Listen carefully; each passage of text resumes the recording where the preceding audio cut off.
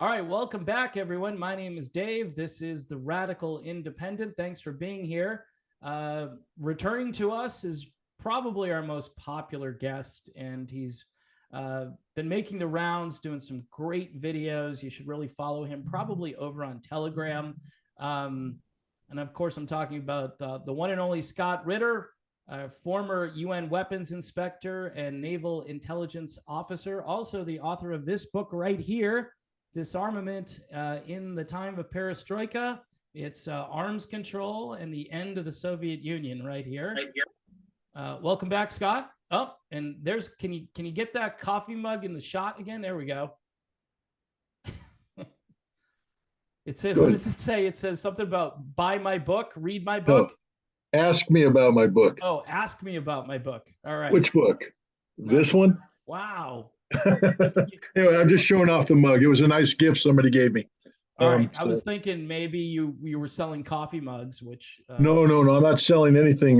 Well, maybe a book, but I just thought somebody took the time to make me this wonderful mug, so I figured I'd go ahead and use it as a prop. But nice. Well, that's marketing. Good marketing. So we were talking last time around about a lot of the social media issues, and I know that you, I guess, tried to go back on to Twitter, and this is the lighter stuff here we'll start off with. And you weren't going as the old Scott Ritter account. I think you were testing the Elon Musk principle. You know, Elon takes Twitter back, frees the bird, supposedly, and you go on there and you say some stuff. You've got a new account and that account disappears. Tell us what happened, Scott. Well, I mean, Elon bought Twitter, and I think his first tweet was "The bird is free." Yeah. And this is a man who has been running around promoting himself as some sort of a free speech czar. Mm-hmm. He's a free speech absolutist, according to him. Yeah. Well, you know what, Elon? I'm a free speech absolutist. You see, I'm an American citizen, born and raised here. I actually took an oath to uphold and defend the Constitution of the United States. Free speech is everything. It's enshrined in the Constitution, First Amendment right. There is no timeout on free speech. None. Zero. Zip. Twitter has been operating as a frontal assault on free speech, and Elon seems to recognize this. Mm-hmm. So a lot of people said, hey, why don't you just go ahead and apply to get your account unbanned? Hey, screw that. I don't have to apply for free speech. I don't have to ask permission for free speech. Elon Musk doesn't control free speech, especially if he's a free speech absolutist. So I went ahead and created a new account. Why? One, that's a violation of Twitter rules. I'm permanently banned. I'm not allowed back on Twitter. I'm not allowed to sneak back in. Anything like that. I didn't sneak. Scott Ritter. I had to use a different one. It couldn't be the real Scott Ritter. Or it had to be. So I came up with author himself. I mean, it's me, the author himself. Yeah. I promoted my book. My book's on the Twitter page. But the first tweet was a test, and I clearly said it was test. And then I brought up that which got me banned. Bucha is a war crime. Bucha, of course, referring to the slaughter of civilians in the northern Kiev suburb that took place on or about April 1st, April 2nd, April 3rd. At the time, the spin that was being put out by the Ukrainians and their Western allies was that Russia did it. But when I looked at the data, there was compelling reason to believe that it was done by the Ukrainians. One, you have a video by a Ukrainian official telling the citizens of Bucha that as the Ukrainians are taking control of the town, there will be cleansing operations. You will hear gunfire. Don't be worried. Stay home. Don't be afraid. And then there's a webpage put up by the Ukrainian security services advertising the fact that the Safari unit, which is manned by Azov affiliates, neo-Nazi, Bandera, thugs, murderers, rapists, will be carrying out cleansing operations. Now, but here's where we get what cleansing means. Targeting saboteurs and Russian collaborators. Don't worry. It's all good. And then there's the video by the Safari unit itself, where you have a soldier asking permission to shoot somebody because they have a white armband on. They're not wearing the blue. They say, shoot them, shoot them. So I said, these three things here would all be admissible in court, in a court of law, and provide enough circumstantial evidence to, at a minimum, indict somebody. Whether or not a jury would find them guilty is a question of, what evidence could be put forward that contradicts this, that offsets this, that's exculpatory in nature to the Ukrainians. I don't find any, but I'm willing to allow other people to do it. But I made the case back in April that this was probably done by the Ukrainian security services. And for that, I was banned for harassment and abuse. Now, the first time I was banned, I wrote an appeal detailing everything I just said. And Twitter came back and said, oh, we've lifted your ban because clearly you didn't bite our abuse rules. And clearly they got pushback on that because less than 3 days later, I was permanently banned for an earlier tweet, one that predated that tweet. And they said, no, abuse and harassment, you can't apparently talk about Bucha like this. I appealed it, never heard back. So that account is dead to me because that account is linked to Bucha, and I don't have to appeal squat. It's insulting. Twitter claims to be free speech. It's nothing more than the propagandist arm of the U.S. government and the pro-Ukraine. I mean, you take a look at Twitter and what's going on Twitter. It's overrun with pro-Ukrainian people who say the most horrific things about Russians. None of which, well, I can't say none of which, most of which is just complete fabrication, falsehoods. But they're allowed to publish that in an unquestioned fashion. They can harass anybody they want. Indeed, when I came back on Twitter, there's this, I found out there's something new called NAFO, the North Atlantic Fellas Organization. And it's a bunch of right-wing, Russian-hating, pro-NATO, mainly anonymous people who use this Shiba Inu dog meme and basically, I don't know, are we allowed to say bad words on your go ahead. Go ahead. Why not? I don't want to say bad. I'm trying to control my language, but they advertise, they say their whole function is shit posting. They shit post any Russian propagandist. So if you come out and say something that is deemed to be sympathetic to the Russian cause, they flood you with shit posting. It's not serious. I mean, it's not meant to be a serious debate, discussion, and dialogue. They simply flood your feed with crap. And I saw that. Literally, they just flood you. Twitter does nothing about it. In fact, Twitter allows them to openly promote that this is what we're doing. If you're a free speech platform, what you should be banning are shit posters. Yes. You shouldn't allow this kind of anti-free speech activity to take place, but Twitter just lets it happen. Yeah. But what do they do to me? They did a temporary ban, 12-hour ban. It's okay, Scott. It's just a 12-hour ban. All we need you to do, buddy, is delete your tweet, thereby admit that you're wrong, and we'll let you back on. And I said, stick it in your ear. Yeah. I'm not deleting that tweet because I'm not wrong.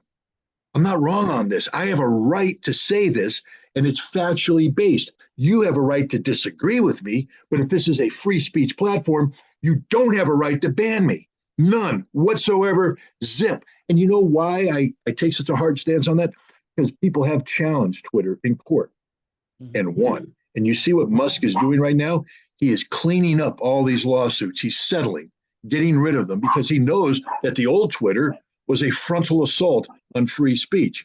Now, I don't have unlimited funds. I can't go around and hire, $20,000 lawyers, or I would have jumped in on the let's take Elon Musk's free money bandwagon, because that's what's happening there. Everybody sued him, getting a nice little settlement check saying, make it go away, make it go away. But I'll tell you what, I would have never have taken the check.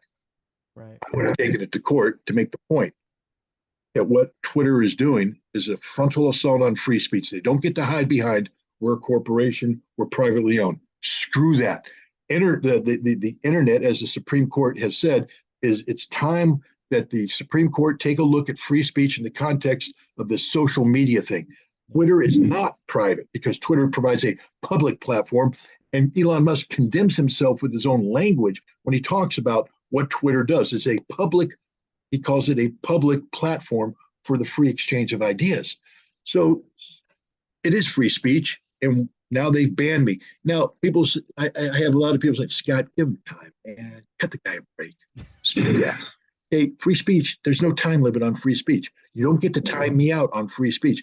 But Scott, he needs time to change the algorithms. He's fired these people. They're going to change the algorithms. I said, okay, fine. This is algorithmic ban, the 12-hour ban. Mm-hmm. But I appealed. Right. A computer didn't hear my appeal. A person did. Yeah. And a person decided after hearing my appeal that I wasn't going to be afforded the opportunity to delete my tweet. I had been permanently banned with my new account because of harassment and abuse. There is no harassment and abuse. Calling out Bucha as a war crime and saying Ukraine did it is a statement of the facts as I see them. You know, I'm not a shit poster. I mean, some people could say, well, come on, Scott, test. I'm back, da-da-da. That's shit posting. Not really, because I'm not insulting anybody. I'm just making a statement. I'm back. Test, Elon. Yeah. Bucha is a war crime. Ukraine did it. Test. He failed the test. Twitter failed the test. And you know, if you're a leader, I understand people say, hey, if you just let all the barriers released, there'll be people posting child porn. And I mean, somebody said, you know, teenagers torturing kittens and things of that nature. Well, those are crimes that are prosecutable under any conditions. You don't need a third world moderator sitting off in Mumbai or, you know, wherever they are with a poor grasp of the English language, trying to run through keywords and phrases and make a decision about should I ban or should I not ban. You know, that's a violation of the law. It's immediate referral to law enforcement. Law enforcement will handle it. Twitter, pro hint, you're not a law enforcement agency. Don't try to be one. And you're not the thought police. Stop trying to be it. But be that as it may, I understand content moderation, etc. That's good. But the judgment was made by a human. And Musk was in charge when that human judgment was made. Musk could have easily have said to all humans, we do not ban people for political thought. We do not ban people for fact-based differences of opinion. There is no red line when it comes to because regardless of what you think of what I said, you can say, Scott, I disagree with you all day long. All day long, I disagree with you. That's your right. Mm-hmm. It's not a crime what I did. And the only moderation that should be taking place in Twitter is that which is criminally prohibited under U.S. law regarding free speech. Mm-hmm. You know, because free speech doesn't give you a right to commit a crime. But free speech does give you a right to opine about anything you want. And if people could go out there now and do their whole vaccine thing, whichever side you stand on that issue, I'm not trying to weigh in. I'm just saying that that's been a point of controversy. Oh, yeah. So now people are free to talk about vaccines any way they want. Yay, Twitter, free speech. People are allowed to talk about elections any way they want. You know, oh, the election was stolen. No, it wasn't. Yes, it was. No, it wasn't. It's a debate. Have it. Yeah. But you can't talk about Ukraine. Yeah. Why? Because Elon Musk sells Starlink to Ukraine, sells a Starlink service. Elon Musk is vested. I mean, maybe he's not, but I'm telling you, he doesn't get the benefit of the doubt. You take a look at Elon Musk and his position on Ukraine, and you realize that he is compromised, which makes his banning of people who speak out against the accepted Ukrainian narrative even more damnable. Because here he is, a person that has a vested interest. He's therefore compromised. He can't be an impartial judge overseeing a company that continues to permanently ban people for the singular crime of speaking out in support of a narrative that runs contrary to the official U.S.-Ukrainian position. So, yeah, I'm very unhappy with Twitter. I know maybe Elon will fix it, but until he fixes the NAFO stuff too, it's just a bad platform. It's not a good platform. It's a bad platform, and maybe it's time that people start seeking out newer platforms because. Unless Twitter is radically transformed, I really don't want to go back because I don't want to spend my day cleaning up my feed because it's, okay, let's say I'm on Twitter. One thing that I enjoy about Twitter is being able to read posts from people in positions of authority. You get sort of an insight into what they're thinking, 244 characters at a time. Sometimes they link interesting articles and things like that. That's fantastic. Then I want to contribute. Boom, my day is done now because I have to clean up my feed of all the shit posting coming in from people that's distracting. And I don't want to engage with somebody. Let's say I want to engage with you on my Twitter feed. We go back and forth, but we find that we're just flooded with shit posting. Yeah. That's not a positive experience. It's a shit experience. And NAFO is doing it on purpose. And Twitter, if you want people to have a positive experience, as Elon has famously said, I want this to be a positive experience. Sure. I want this to be, something that makes people feel good. Then get rid of NAFO and get rid of everything like that. People on the left that do it, people on the right that do it. Get rid of shit posting. Allow people to use Twitter as a platform to have, engaged dialogue, debate, discussion about controversial issues that they want. Right. But the only shit posting should be between me and you directly. If you and I want to engage, then you can shit post, and if I don't like it, I can block you. But if I have to block 400 people just to have a conversation with you, that's not a pleasant experience. And I don't have 460 hours a day to do that.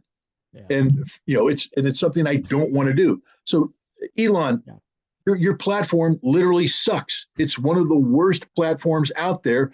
I hope you go bankrupt on this one, or I hope you fix it. But either way, I won't be supporting Twitter going forward unless you cure the NAFO problem. First, you have to cure your problem, Elon. You suck as an owner. Okay, you don't say the bird is free when the bird's in a goddamn cage. Yeah. Don't pretend to be an absolutist when it comes to free speech when you're not. You're the exact opposite. You are as controlling as the previous administration on specific issues. Yeah. I know this was supposed to be a lighthearted part of your segment, but there we go. Yeah. Well, I mean, I can amplify some of your points. The fact that there have been reports, Scott, and you've probably read these reports, that the government has been telling these social media companies what to say. They establish a narrative, and there's evidence all over the place. Facebook, election interference. They're finding all kinds of stuff that that right now the Congress won't investigate that kind of stuff because that's their narrative. If the Congress flips to Republican, maybe they'll investigate some of this stuff. Maybe we can get to the bottom of what happened. For a lot of folks that still want to know about what happened in 2020. Again, you touched on this a little bit. And obviously, there are some issues with the CDC and the FDA and all of these different agencies within the government that apparently, really influenced what people were reading and thinking. And you establish a narrative on these social media platforms, and then you ban any kind of dissent.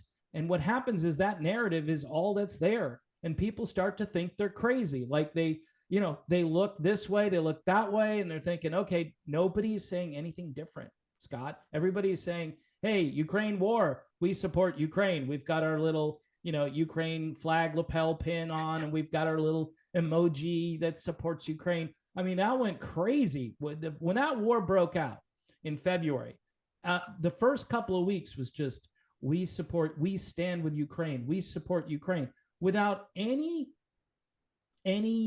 difference in that narrative. And that really took hold. I mean, celebrities and so-called news personalities and all these people out there who are just, again, going in the exact same direction. As an American, you tell me something that I can't say or I can't do. And I always talk to my wife about this when it comes to, say, certain substances you're not supposed to partake in, certain activities that, people want to ban or outlaw. And Americans instantly go, well, why don't you want me to do that? Why don't you want me to see that? It's just human nature, right? So even if the thing, like I'm not going to go out and inject myself with heroin, right? But I'm kind of okay with, you want to go smoke some weed, go smoke some weed, it's not getting in my space or whatever. I don't do it, but if you want to do it, fine. But it becomes this taboo, right? And then everybody goes, okay, what are they hiding, right? That's the next thing. So I mean, the idea that these social media companies are independent, you know, and a lot of my libertarian friends who I'm closer with than probably any other group, they say, dude, bro, it's a private company, man. They're doing what they're, you know, they can do whatever they want to do. And I'm like, dude, stop smoking the pot, right?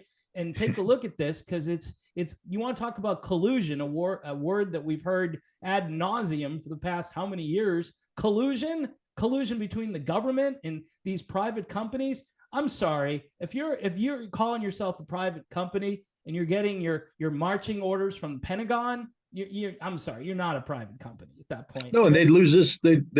This is what they would lose in court, Yeah, because the Supreme Court, and I'm fairly certain that this Supreme Court especially, yeah, um, would come out and say that the First Amendment speaks of Congress cannot pass laws that abridge free speech or free press. So when Congress holds a hearing threatening to pass laws to abridge or to control these private companies, unless they do something, that's coercion. right. And I'm pretty sure that the Supreme Court would come down and say, you can't do that. Congress can't use its ability to pass laws as a means of threatening people to achieve an outcome that is completely banned by free. You can't run an in around on the Constitution. We can't have free speech only to have it abridged, not by Congress passing a law, but by Congress engaging in activities that threaten to pass laws. Yeah, And therefore you get the desired outcome. I'm 100% certain that if this case went to the Supreme Court, it would win. Now, why did, oh, well, Scott, if you're so goddamn sure, why didn't you take it to the Supreme Court? You've already gone to the Supreme Court. yeah, Okay. It cost me $20,000 yeah. to take a case to the Supreme Court pro se. $20,000. Wow. Hey, all you people out there to say, we support Scott Ritter, give me a goddamn $20,000 check right now, and I'll take the case to the Supreme Court. Okay. You want to underwrite it? You do it. I already did it. And I have another case right now that's going through that process that, again, I have to underwrite it myself. And I'm not asking for help on that. It's my thing. But, free speech, that's a public thing. But you want to pay the lawyer's fees? Because I ain't taking a free speech case to Supreme Court by myself. Right. Because it's about public interest, I would have to get some really good lawyers to make sure that what I'm saying is correct. You guys want to pay the lawyer costs? Come on, line up, all you free speech advocates. If you don't ever criticize me for not taking this to court until until you're willing to pay for it. Don't do it. But just because I'm not willing to take it to court doesn't mean that I can't be angry about it. And I mean, I've reached out. There's all these free speech advocate pro se legal people. And they get to decide. I can't sit there and say this. But I've had a couple of people say, "Oh no, this is a great case. We'd like to take it, but you got to pay me money." Right. I don't have the money to pay you. So if it's such a great case of free speech and you're a big lawyer, why don't you do a pro se? And the pro se people, I guess they don't want to touch this because it's a political hot potato. They can't be seen as defending free speech of certain people. So it is what it is. But it doesn't mean that I can't be outraged about Elon Musk's behavior, and I am. Yeah. And I'm allowed to express my opinion. And hey, to all you trial lawyer or constitutional lawyers out there, that engage with me. Do it. I don't care. They've done it in the past, and I've held my own ground. You think I'm wrong? Tell me why you think I'm wrong. Tell me how you interpret the Constitution, and I'll tell you why I believe it's different. And you can take your Harvard law degree and stick it up your ass. If you're not willing to defend free speech in an absolutist manner, then you're not much of a lawyer. Right. Wow. Good stuff, Scott. Let me throw this is going to be kind of a bomb statement I'm going to throw at you, and I want to get your reaction. Is it anti-Semitic to critique Congressman Jamie Raskin? I'm actually writing something on this right now. Really? Wow. Yes, I am. Cool. All right. Well, what are your thoughts? Because first of all, I took a look at Tucker Carlson's presentation. And I will say this right now. Jamie Raskin never said anything Tucker Carlson said he said. Okay. There's no direct quote out there that does it. What Jamie Raskin did is release a press statement in which the content of that what Tucker Carlson has done is taken, a paragraph and turned and he's rephrased it. Yeah. So, where Jamie Raskin criticizes the Russians for their anti-gay, LGBTQ, I think I got all the letters there, trans and all this stuff, that becomes traditional values, right? And the orthodoxy. So he did it. But so at first I was like, it doesn't seem Raskin said what he said. So then I read the statement again, and I read it again, and I read it again. Jamie Raskin is a Russian-hating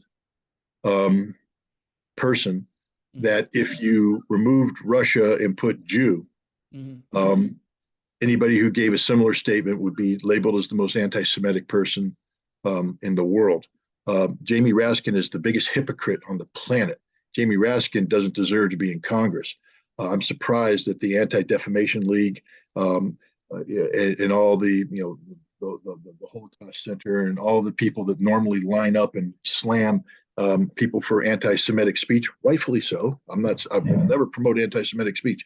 Why aren't they going after him? Because hate speech is hate speech. Yeah. Jamie Raskin's a hate speech, proliferator.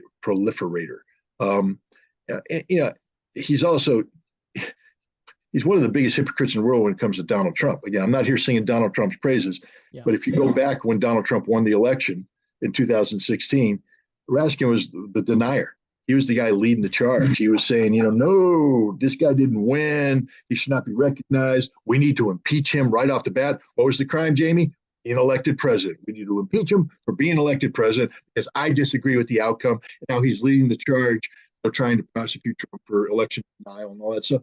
Again, if Trump committed a crime, prosecute away. No man's above the law. No man's above the law. Neither are you, Jamie. And you're a hypocritical son of a bitch. And not only that, you're a Jewish anti-Semite because you don't practice what you preach. You want to attend all the AIPAC meetings you want to promote Israel and Israel's security and preserve the concept, rightfully so. Never again. Then you have to be consistent in your application of values. You can't go around and target the Russians with the kind of hate-filled rhetoric that you have. That if it was flipped and became somebody else targeting Jews, would be rightfully condemned. So, physician, heal thyself. Jamie Raskin, you're an anti-Semite. Yeah. Wow. Indirect approach, kind of anti-Semite, but the kind of hate-filled, dreck that he puts out there about Russia is it should be condemned because it's literally ethnic genocide that he's promoting. Yeah. Well, I've noticed though in the media, Scott, what you just did there is you criticize somebody of the Jewish faith, and at that point, regardless, you're just labeled an anti-Semite, and it almost shuts down. It's another way again to shut down any kind of debate about what the person is actually saying. And I find it just extraordinary in the age that we're living in is that you can't have any kind of conversations, even regarding Israel and their involvement in the Ukraine war. What do you know about Israel as far as their support for Ukraine? What are they doing? Are they helping with military stuff? Are they logistics, funding? What are they up to? Do you know? Well, let me answer it this way. First of all, with the concept of me being called an anti-Semite, they tried that once. I was invited to speak at a huge Jewish congregation in Florida on the issue of Iran back in like 2005, 2006. And when I spoke about it, I had people jump up and say, "Oh, you're defending Iran. You're an anti-Semite." And I said, "Where were you in 1991?" Yeah. Fair question, because I was at war against Iraq trying to stop missiles from being launched against Israel. Where were you from 1994 to 1998? I made numerous trips to Israel, working with Israeli officials at the highest level to try and protect Israel from being attacked by Iraqi weapons of mass destruction. I have given my blood, I have been given my sweat, my life, my time, my effort, my tears in support of Israel and defense of Israel. Not because I'm because I'm an Israeli. I'm an American, but this was a right cause. It was a just cause, and I worked with the Israelis to do this. but I view Israel as I'm a friend of Israel, but I also say friends don't let friends drive drunk. And Israel is a nation drunk on power and all that. So I have a duty and obligation to speak out when I see my friend doing something bad. And friendships can go sour if you continually try to tell your friend what you're doing is wrong, and they disregard it. Your friendship can sour and actually end. And today I'm at the point where my friendship with Israel is over. I mean, it doesn't mean I can't be friends with them again, but I don't like Israel the way it's configured today. But don't call me an anti-Semite because you weren't with me when I was doing the stuff I was doing, when I was putting my life on the fucking line for your country, Israel, not because I'm an Israeli, but because it was the right thing to do as an American. So, hey, anybody wants to call me anti-Semite, bring it on, bitches. I can handle that label all day long because it's not true, and it's demonstrably not true. The Israeli government didn't operate with anti-Semites at the level that they were operating at. The Minister of Defense, the head of intelligence, senior members of the Prime Minister's office. No, you don't get to interact with them if you're an anti-Semite. You get to interact with them if you're bringing something to the table that Israel deems to be positive for it, and the disarmament of Iraq was such that. The reason why I bring up the Israeli connection is in 1997, I made a trip to Ukraine to investigate Ukrainian arms dealers who were violating the sanctions and trying to slip into Iraq certain technologies. And I met with the head of the National Security Council, head of the intelligence services, people in the president's office at the time. The president was Kuchma. The trip was facilitated by Israeli intelligence. In order for me to get into Ukraine, I had to go to Israel first. I was working with Israeli intelligence on tracking down this Ukrainian official or Ukrainian citizen who was marketing stuff to the Iraqis. And I flew from Tel Aviv to Kiev via Istanbul. We were met by the Ukrainian government, and we had several days worth of meetings before I flew back to Israel. And the reason why I bring that up is, and then I'll bring in another thing too. Touched on a nerve here. Pardon? I said, I think I touched on a nerve. Then the Israelis also helped me out with a case where I was working with British intelligence, again in Romania. And we were trying to prevent Romanian technology from being sent to Iraq. And the Israelis provided the intelligence that helped set this thing up. They facilitated certain on-the-ground activities in Bucharest that included the breaking and entering into a hotel room to photograph the contents of a briefcase of an Iraqi official traveling to Bucharest. Yeah, this is James Bond shit, guys. This is what we did in the UN, some of us. But my point is the Israelis were heavily involved in this kind of stuff. And the reason why I bring that up is in the intelligence world, once you're involved, you never uninvolve yourself. And the point I'm trying to make is that the Israelis have very close links to the Ukrainians. When I was there in the 1990s, Israel was being flooded with hundreds of thousands of Jewish immigrants from Ukraine and Russia, primarily Ukraine, by the way. Well, interestingly enough, again, I know Ukrainians are going to get upset with me on this, but it's the freaking facts, dude. Live with it. A lot of the Ukrainians that were coming in were part of a scam where Ukrainian rabbis would falsify hereditary records so that Ukrainians who weren't Jewish could travel to Israel to flee the corruption of Ukraine and say they are Jewish. And so they did Aliyah, and they were over there in Israel. A lot of them were Jews. A lot of them, they don't know. The rabbis are capable of corruption as anybody else. I'm not saying all rabbis were corrupt. I'm saying there were certain rings of rabbis that were falsifying records, certifying people of having Jewish backgrounds so they could make Aliyah to Israel, where they are now residing as Israeli citizens with close connectivity back to Ukraine. And that's the important thing, that there's this whole connectivity taking place between Ukraine and Israel that is of Jewish to Jewish, but also non-Jewish to non-Jewish, meaning that if you are a non-Jew who faked your Jewish heritage to get to Israel, you still have family left in Ukraine that you're working with. A lot of them are organized crime. Not all of them, a lot of them. And so there's this activity taking place. All you have to do is go to Israel and read the newspapers, read the blotter about the raids taking place Read the names of the people they're arresting, they're accused of, and a lot of it's organized crime with human trafficking and narcotics and other things being trafficked back and forth between Ukraine and Israel. But there's also official relations between the Israelis and the Ukrainians. And a lot of it deals with intelligence sharing. So there is no doubt in my mind right now that Israel is working with the Ukrainians at the intelligence level to provide them intelligence information about the Iranian drones. And it's a two-way street because who is one of the biggest targets of Iranian drones in any potential future conflict? Israel. Yeah. I mean, there's a whole bunch of them sitting there in Lebanon controlled by Hezbollah. There's a whole another bunch controlled by Iran and Syria. In Syria, and if there's ever a conflict, Israel's skies are going to turn black with these drones coming in. So Israel is very interested in knowing what the technical characteristics of these drones are.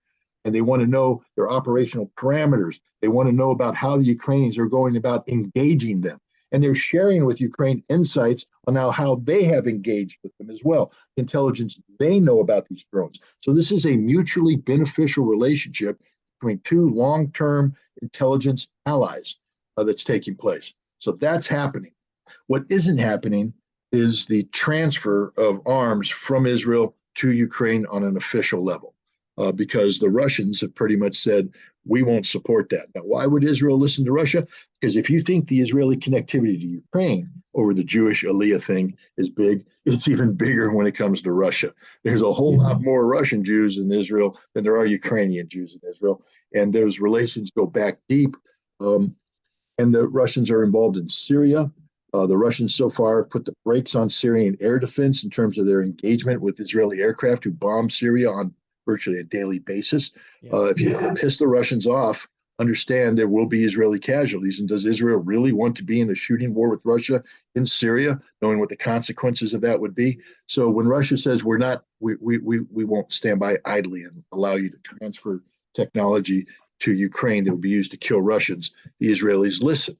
So but that doesn't mean that there isn't things going on behind the scenes. The Israeli intelligence service is capable of doing many, many, many things. And one of the things they're capable of doing is running covert rat lines into Ukraine where some military technology could be transferred through third parties. So the Israelis might be facilitating, for instance, the transfer of certain Soviet era equipment. Remember, they captured a whole bunch of it, and they can facilitate the transfer of the Soviet era equipment to a third party.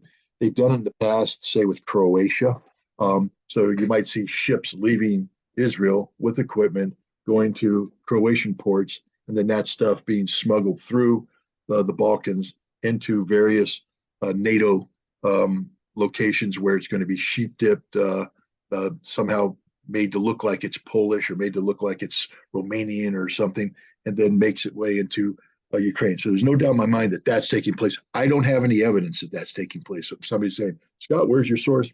Don't have it. I just know these people. I know what they do. I know how they work. I know what they've done in the past. It wouldn't surprise me if they're doing it today. Right. I think I answered the question. Yeah, absolutely. No, I thought it was a good tie-in with the Jamie Raskin issue. And talking about weapons, Scott, apparently, you were a former weapons inspector, and we've apparently sent a group of our own weapons inspectors over to Ukraine here from the United States to make sure that those weapons don't fall into the wrong hands. That's what I've been reading. However, I guess the Finns, the Finland National Law Enforcement Agency, known as the NBI, the National Bureau of Investigation, has come out and warned that weapons being shipped to Ukraine are ending up in the hands of criminal gangs. Now, it's interesting that, again, here in the West, Western media, we're not hearing anything about this. We're writing blank checks. I think we're going to be over $100 billion, if we're not already, in support with weapons and funding. And I hear Zelensky says he needs more, and it's going to be an open-ended, never-ending, money supply to Ukraine. Have you heard anything about these weapons inspectors from Finland who apparently seem to be doing a better job than the weapons inspectors that are being dispatched from the USA? Let's put it this way. The New Yorker just ran a piece about 2 weeks ago written by a guy named Yaffa. I can't remember his first name. But it's, inside the U.S. effort to arm Ukraine. It's a glowing piece. Yeah. Well sourced. I mean, this guy had every insider source one could imagine. In deconstructing it, I see Jake Sullivan there. Your friend. I see some other people there. They're all anonymous. None of whom would have been allowed to speak to this guy unless they had been green lighted by Biden administration for the purpose of shaping a narrative. So if you read this piece, and I encourage people to read it, what you're reading is American propaganda. The New Yorker has become nothing more than a cheap propaganda rag. They don't do journalism anymore. Yaffa may have written prior pieces that are the epitome of journalistic skill. But this article, he was spoon-fed information by the Biden administration to shape a narrative about how great the U.S.-Ukrainian cooperation is on weapons transfers and how it's closely coordinated, but not too closely coordinated because you know what you. And the purpose of this is that after the midterm elections, the Biden administration is going to be seeking $40 to $60 billion additional funding from the American taxpayer to support the Ukrainian conflict. They're seeking it in a lame duck session. They want it all up front because they know that they're going to get swept by the Republicans. And they know that come January, the Republicans aren't going to allow this kind of funding to take place. So knowing that they're going in with that big of an ask, you'll see the Biden administration right now, they're in the process of shaping the public narrative, manufacturing data, or the interesting thing is, you read this article and it's so well sourced. I mean, you're just talking. I mean, this guy was talking to every insider there is, all the way up to Zelensky and all that stuff. Yeah. Nowhere in there is any reference to the June 15th call where Zelensky, when Biden called up and said, "Hey, I'm sending $1 billion," and Zelensky went, "Yeah, but I need more. I need this, that, and the other." And Biden went, "Shut up! Don't you be you ungrateful son of a bitch! Don't you understand we're doing?" Blah, blah, blah, blah, blah, blah. I mean, this is no mention of that, and yet the people that know about that phone call were the same people talking to him about this. Well, I'm not saying the Yaffa's lying. I'm saying that he's cherry picking, and he's not. He's being spoon fed data. But then my question is, if you're such a good damn journalist, why didn't you know about this phone call? How do you feel about your piece now? It talks about the inside, all that stuff, but you missed that phone call. You missed the phone call. You were used, Yaffa. Used. New Yorker, you were used too. You suck as an outlet. That's that. But the point is, this is a large amount of money that's going to be requested from the American taxpayer.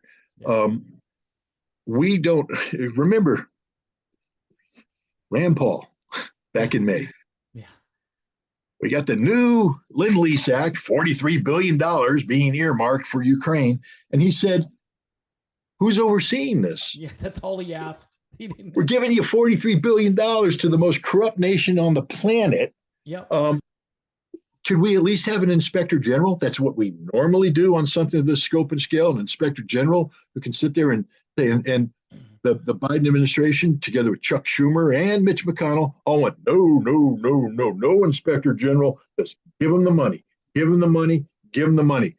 And at that time, everybody's saying, well, a lot of these things like the Javelin missiles, which are the anti-tank missiles, mobile, the Stinger missiles, shoot down airplanes, a lot of small arms, very good small. Oh, the Switchblade suicide drone. It's a fancy little drone. You fire it, it goes up, and then it loiters around, and then it dives in and targets.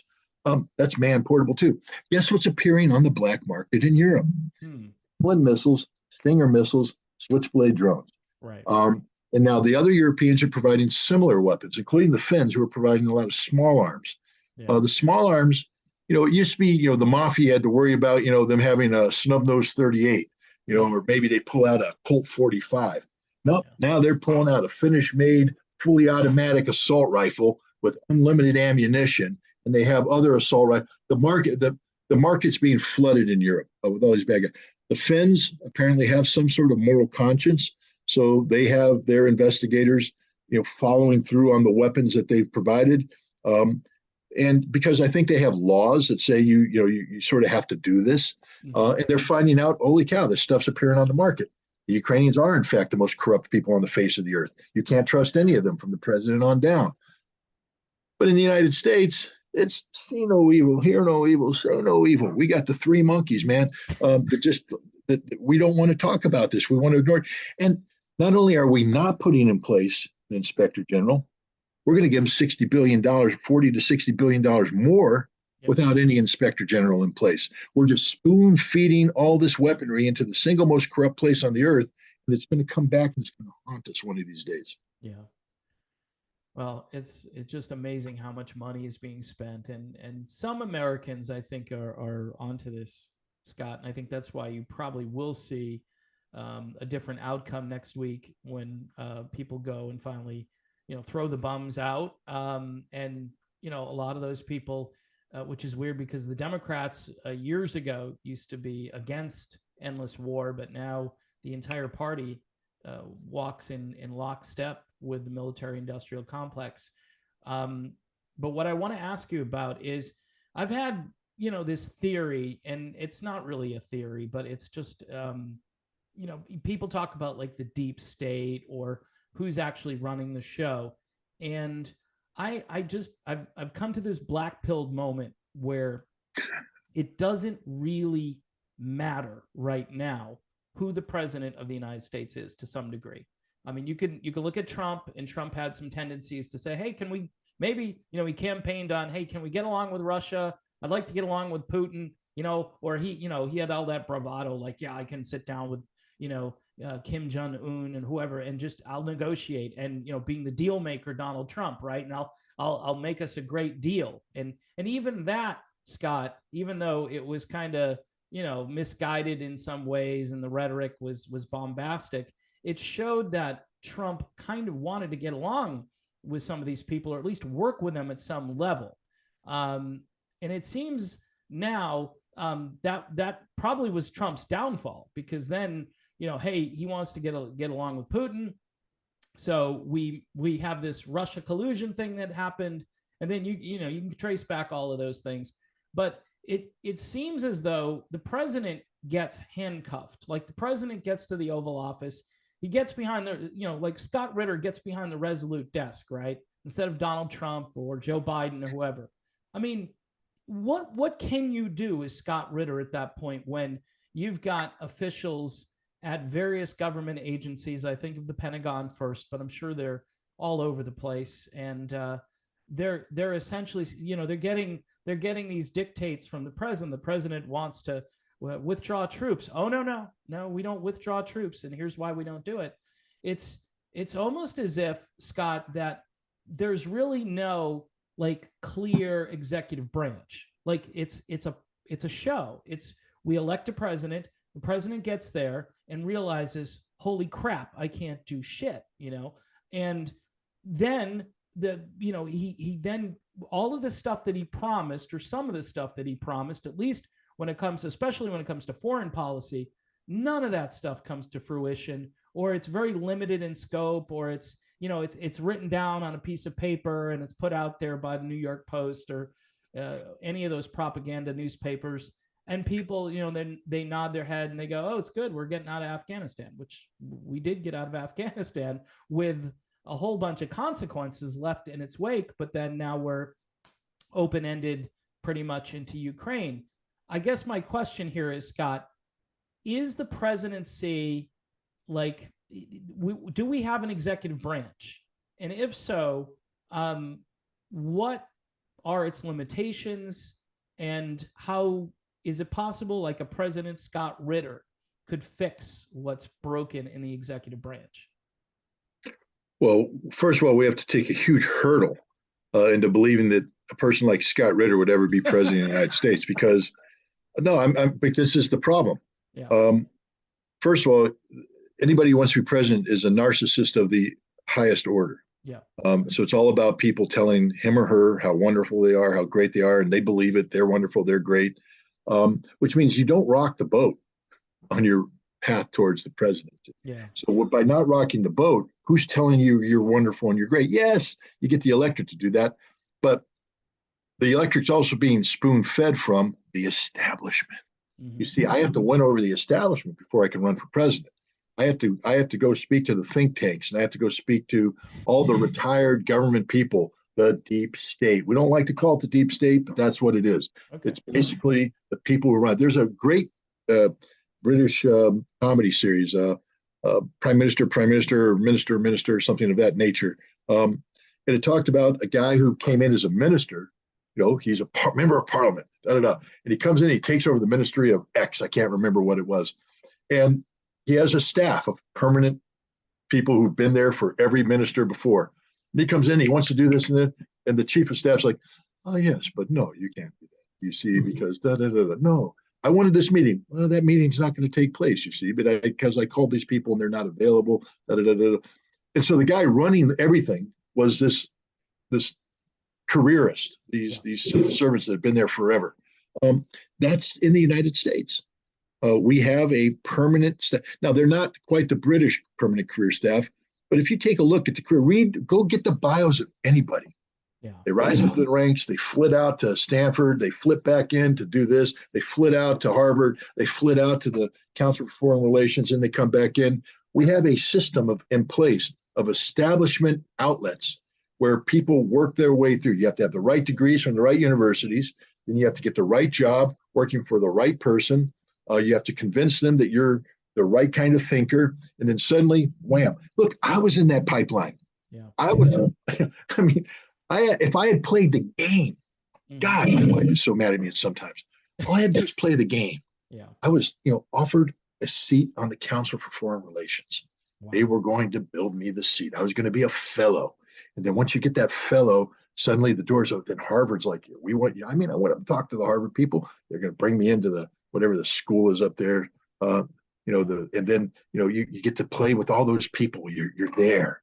Yeah.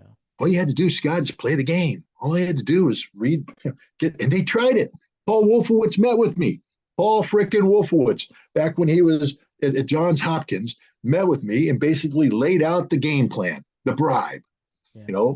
We're going to give you this, that, and the other thing. It's your sinecure. You're basically going to do jack shit, and we're going to pay you money until you can get in, until the Bush wins the presidency, and then we're going to slide you in at the CIA or in the Department of Defense at the appropriate level, and now you're in. Now you're going to begin the process. Yeah. The process. All you have to do, Scott, here's a script. You just got to say that Saddam Hussein has weapons of mass destruction. That's all you got to do.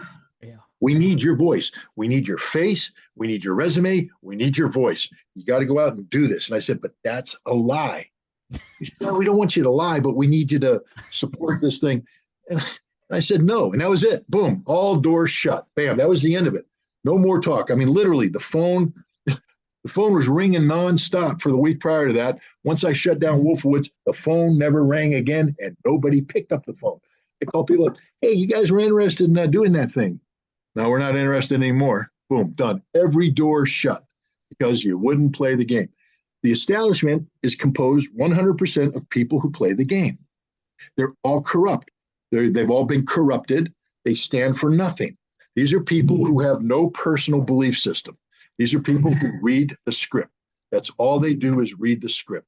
So now let's just assume that President Scott Ritter could somehow bypass the system to get nominated, like, say, Donald Trump did. Yeah. Because Donald Trump wasn't part of the establishment. Nope. He didn't have any of that stuff. He just bypassed everyone, went straight to the people, got elected. So but what Donald Trump didn't have is insider knowledge on how the system worked. You see, Donald Trump was still a prisoner. He didn't have people he could call upon. That's why he had to have H.R. McMaster to be his first national security advisor. That's why he needed, or Mike Flynn was actually his first national security advisor. Yeah. Why in God's name would you pick Mike Flynn? But he did, because he has a limited circle. His transition team, none of the establishment people wanted to be on his transition team. Yeah. The only people who went to jump on his transition team were the people that said, we're willing to do this, but only because we want to control Donald Trump. It was a mechanism of control. Mike Flynn wasn't one of those. Mike Flynn was a Trump acolyte. Yeah. But how do you be the national security advisor unless you can staff the National Security Council with all of your hand-picked establishment acolytes, all the people you've been grooming to go up? And the other problem is let's say you could even do that. Let's say I'm the president. I can staff the National Security Council with anybody I want. Congress doesn't have to say we're my national security advisor. I can pick Santa Claus. Yeah. Santa Claus, you're my national security advisor. And then I can turn around and I can politically appoint people to be the heads of different bureaus. Yeah. But then what happens? Everybody underneath them is flooded in from the establishment. Yeah. The Department of Defense floods, the Joint Chiefs of Staff floods, the CIA floods, the State Department floods, all these bureaucrats. Right. And what do you get? Alexander Vindman. That's what you get. Yeah. You get Alexander Vindman, who's a political acolyte, working, a foreign area officer who had sold his soul for political purposes, flooded in, pro-Biden guy, pro-Clinton person, and he's told to control Trump. That was his task. He was a freaking spy on Donald Trump. Yeah. And it played out. So if I were president, the first thing I do is I'd take the National Security Council down from the bloated, I don't know what they are, 800 people today. I said, no, my National Security Council is going to be much smaller. I'm going to have a principal of each desk that I pick, nobody else. And then all you guys can send one person over. See, my principal was going to make all the decisions. All he's going to do is communicate with your guy who's going to communicate with you. And then you're going to do what we tell you to frickin' do. Yeah. And the thing I would do as president is I would fire people. I love the concept of giving an order and telling them I want to meet here next week and bring in the decision makers from all the agencies, all you establishment pukes, come on in, sit down. Last week I gave an order. I wanted this done. What has been done? Well, we don't know. You're fired. Get the fuck out of here. No, you're fired. Get the fuck out of here. You're all fired. Hey, call them up and bring in the next guy in line. And I would keep firing all these establishment people and ruining their careers. You can't do that. I'm a colonel. I'm in path for a general. Not anymore, son of a bitch. You're out of the military. I'm the commander in chief, and I just fired your ass. Yeah. Okay. Now I would do this early on because I have 4 years.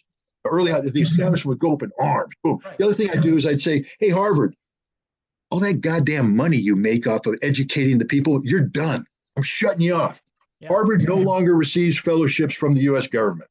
Right. We're sending aspiring military officers who want to be educated at taxpayer expense to a place that isn't quite establishment. Why don't we just, I'll tell you here, guys, you apply to your own places, but none of them can have a government-funded think tank.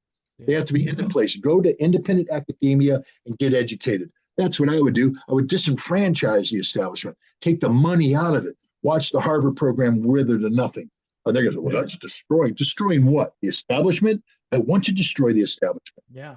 I'd also start passing laws that say if you want to work in government, you don't get to leave and go make a living immediately, that there will be a time period. You can't go straight to the Council of Foreign Relations. Well, we want their relevance. No, you want their connections. That's what you want. You don't want their relevance. You want their connections. You want them to go in there with fresh connections so the Council of Foreign Relations can start influencing policymaking. Nobody voted for the Council of Foreign Relations. The American people don't have a say who's on the Council for Foreign Relations. So guess what? You're out of the business of advising the U.S. government. Yeah, you're done. And and you have to basically destroy the establishment. Trump wasn't willing to do that because he wasn't able to do that because he didn't have the insider information. And frankly speaking, he was also hounded by a Congress that was calling him a colluder of Russia. So anything Trump did to take on the establishment would instantly be seen as, well, he's doing Putin's work. He's working for Vladimir Putin. And Trump didn't have what it took to tell him, stick in here. I'm not working with Putin. I'm working for America. But guess what? I'm going to meet with Putin and we're going to make a peace treaty where things are going to look pretty good. And you do that. You got 4 years, Donald. 4 years. Spend the first 2 years rocking the boat and spend the next 2 years making America the most prosperous nation in the world, because now we're not at war with everybody. Right. Take on the defense. Call them in and make them justify all these expenditures. You know what the president can do? Shut down the F-35. It sucks as an aircraft. Shut it down. No more money. Congress is authorized. Congress authorized, but I'm the executive. I ain't spending. It's done. I'm shutting the program down. We don't want the F-35 anymore because it's the world's worst aircraft. Well, Congress won't support you. I don't care. I'm a dictator for 4 years because that's what the president is a dictator. Unless you violate the Constitution, you have sort of unlimited powers as the president of the United States. Yeah. Really, you do. Right. You get to go to war because Congress abrogated their responsibility. But I would be the president that doesn't go to war. Right. I would be the president that increases the State Department budget, but not with the old establishment types. I'd bring in a whole bunch of new people. I'd say things like, I'd interview everybody and go, what's your background on it? You're fired. You're fired. You're fired. You're fired. I'd reach deep down. I'd say, give me somebody who's 5 years out. They call that embassy, that person in the consular office. I read their bio. It seems that they're pretty hard. I read their thesis. These guys are hard charged, but you buried them in a consular office because their thesis disagreed with the political opinion of the chief, the senior counselor, and fire him, promote this person, and then to bring this person here and sit them down here, and they're my advisor. I'd make my advisors all new people, new thinking people, not people who think like me. I don't want that. I want people who will challenge me, push back, but challenge me with new ideas, fresh ideas, not this establishment direct. The establishment is cancerous. Mm-hmm. Establishment is cancer. It's the personification of cancer. It's this giant tumor that just sucks the lifeblood out of America, intellectually and financially. And it hamstrings every president that comes in. Putin recognized this. He gave a talk, I think it was with Oliver Stone, where he said, Obama said he wanted to do like Gitmo. Close goddamn Gitmo. You're the president of the United States.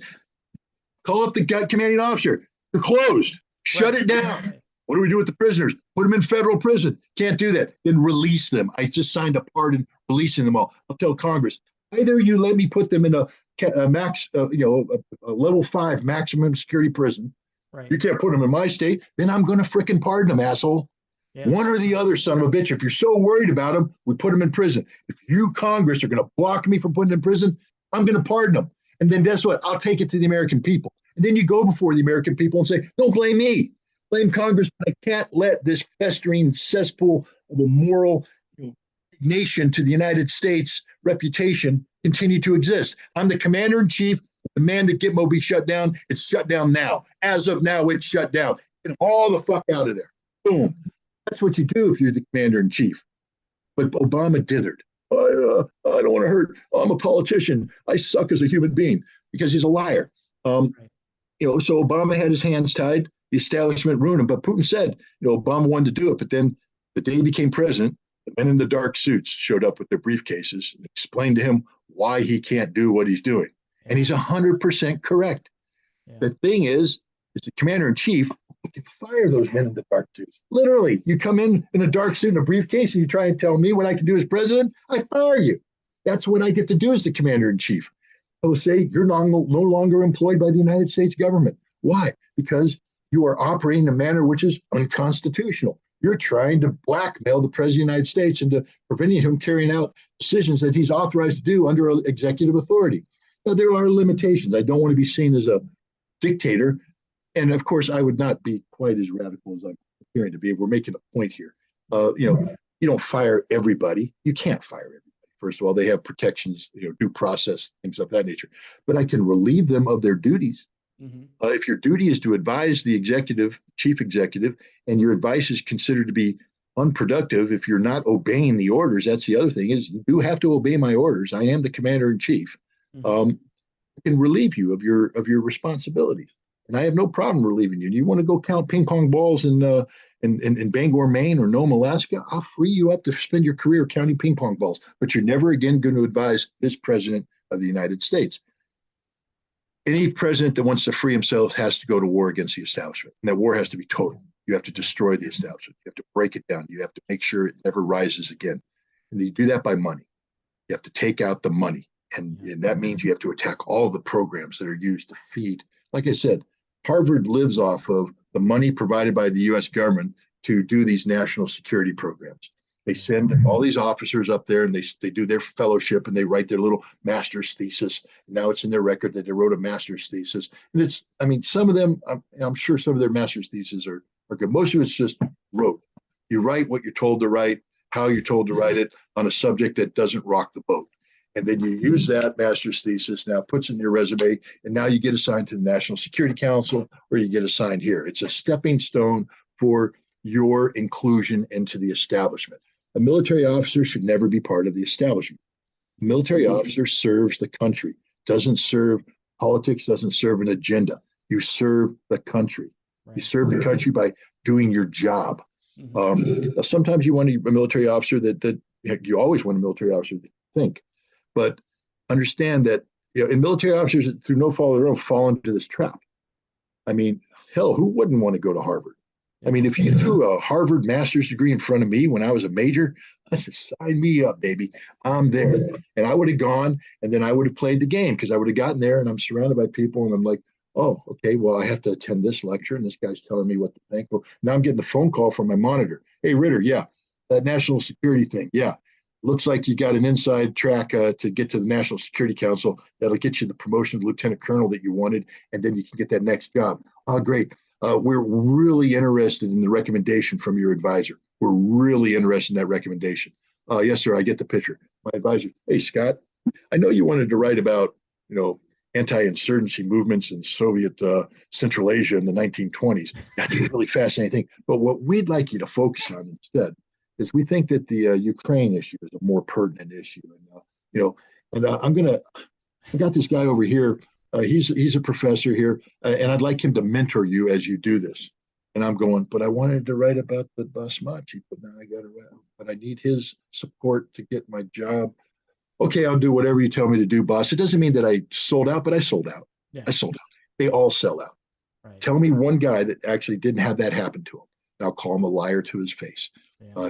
You get into that system, you become the system, and the system shapes you. There's no free thinkers.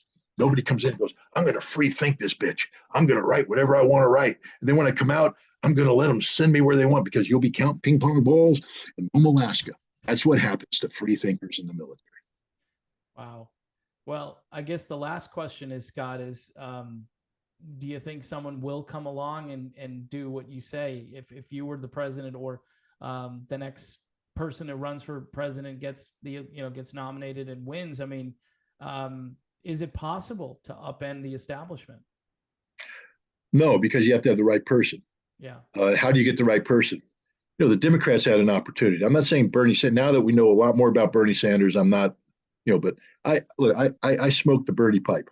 When Bernie first ran in 2016, I was, oh yeah, baby, I'm Bernie all the way. I'm Bernie Sanders, Bernie bro. Let's do Bernie.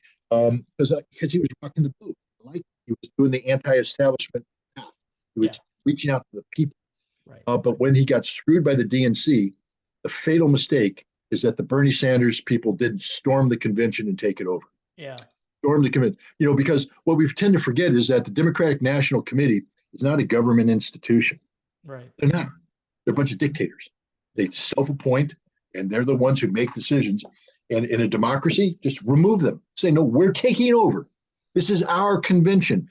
We're the ones calling the shots. You're off the stage. I'm taking it over. Bernie Sanders is our dude. Well, nobody wanted to have that fight. Well, if you don't want to have that fight, the establishment wins every single time. Yeah. In the Republican Party, something similar has to happen. Hey guys, rather than storming the Capitol, which is illegal, unconstitutional, and criminal, okay, why don't you take over the Republican convention?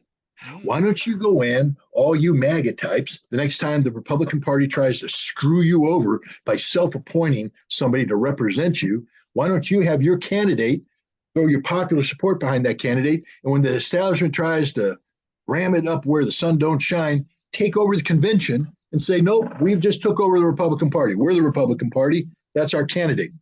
Right.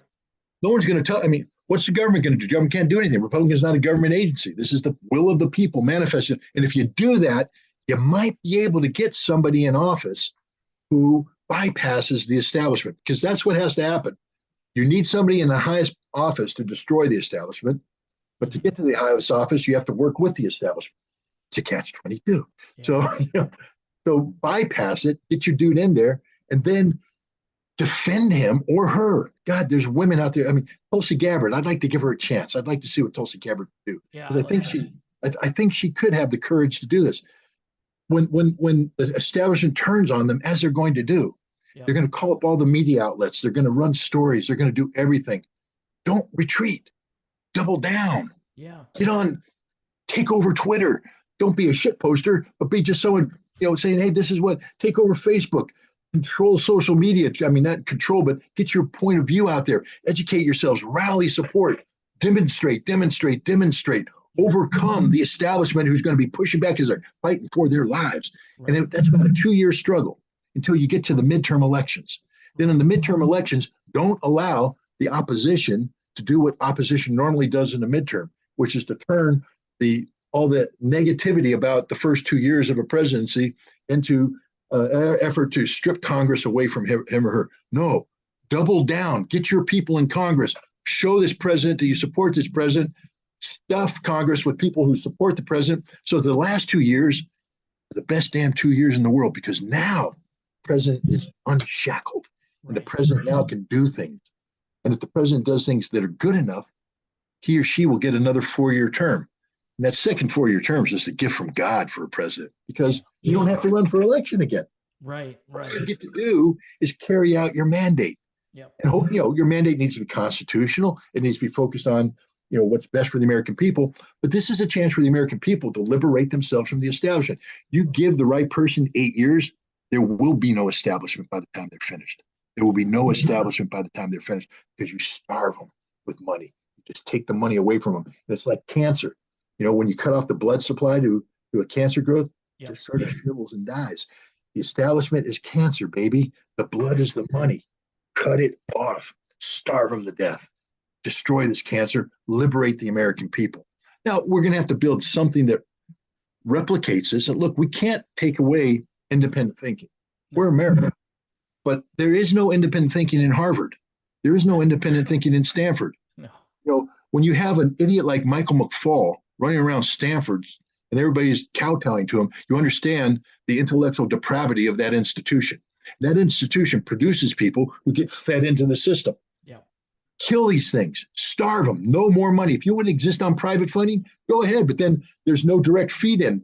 The government doesn't have to take your brainwashed minions. We need to encourage free speech. We need to spread load free speech so that it's not concentrated in certain power elite centers.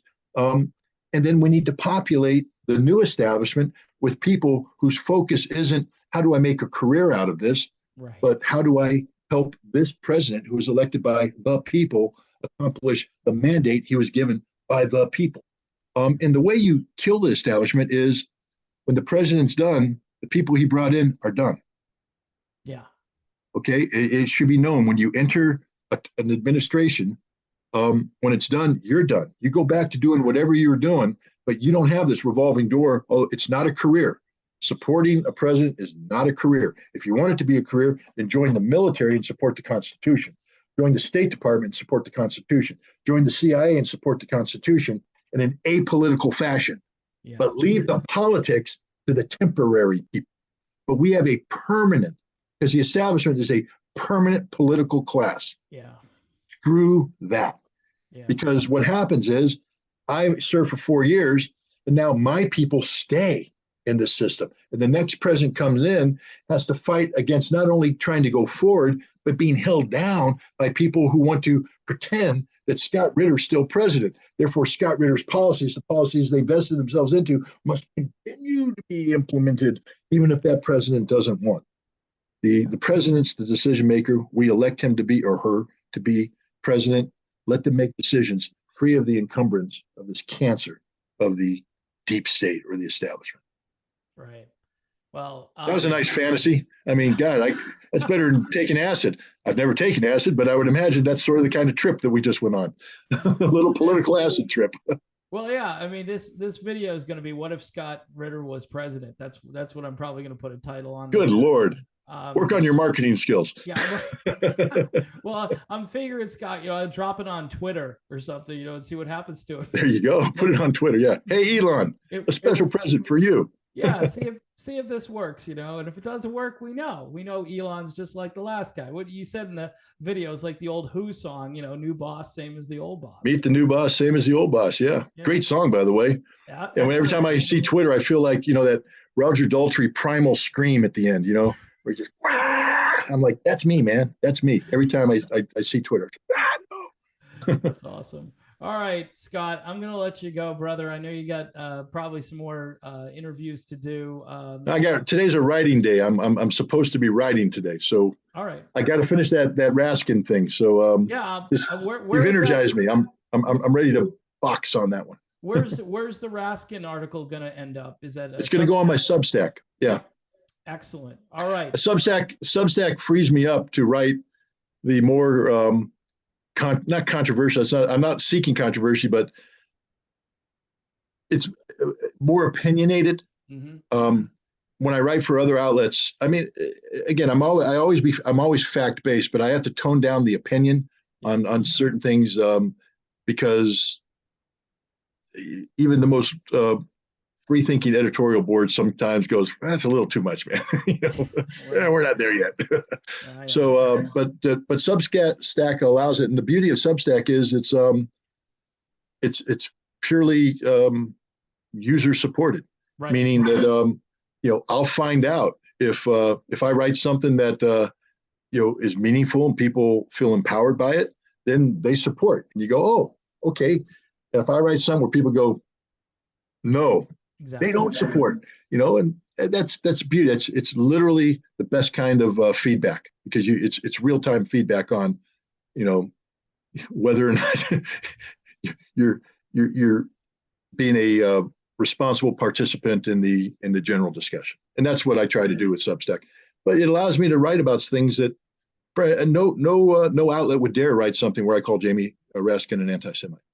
Yeah, no, that's well, we'll see if this video stays up right after that. We'll test YouTube out as well as. Well, here we go. Ready? Yeah. Jamie Raskin is an anti-Semite. Wow. Okay. Now we'll find out. There we go. There goes my whole channel, Scott. Thanks. No, I'm just boom. Kidding. Well, you do have the edit capability. You can edit out. Jamie Raskin is a wonderful human being. Yeah, I mean, something like that. Well, that's exactly. They'd want you to just bleep that part out and put just wonderful human being over that. So, again, Scott, thanks so much for coming on here. I really appreciate it. Your insights, I think, are extremely important as we head into these midterm elections and this continued never-ending war in Ukraine hopefully comes to a conclusion. And again, thanks for being here and, have a great day. Thanks, you too. All right.